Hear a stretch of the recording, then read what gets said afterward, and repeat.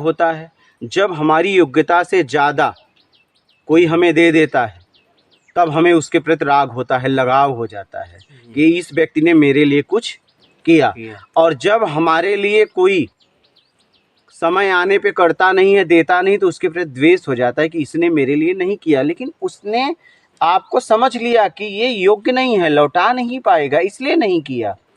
आप समझिएगा, कहीं योग्यता से ज़्यादा मिल रहा है, वो आपको दिया तो आप उसमें एकदम प्रफुल्लित हो जाते हो, उसके प्रति आसक्ति बंधन हो जाता है। और आपको जब कोई व्यक्ति नहीं देता है तो आप दुखी हो जाते हो। तो न तो सुखी हो ना दुखी हो, समझो जरा और समझ के उससे निकलने का प्रयास करो, राग और द्वेष से। राग द्वेष नहीं है, जहाँ तुम हो वहाँ प्रसन्नता हो सकती है। तुम्हारा होना मतलब वहाँ प्रसन्नता हो सकती है।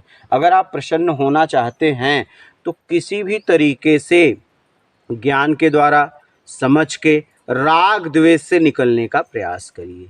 और राग द्वेष से तब निकलेंगे जब आप दोष देखने से मुक्त होना चाहेंगे, जब आप निर्विकार होना चाहेंगे, मान की इच्छा का त्याग करेंगे, वो सुख की इच्छा का त्याग करेंगे जिस सुख से आपके जीवन में कोई लाभ नहीं है। जैसे मान की इच्छा, कोई आपको मान दे, उससे लाभ है नहीं, लेकिन नहीं देता है तो उससे झगड़ा हो जाता है आपका। नहीं बाहर से होता तो अंदर से कर लेते हो, उसके प्रति द्वेष हो जाता है। और मान दे देता है तो उसके ऊपर खुश हो जाते हो।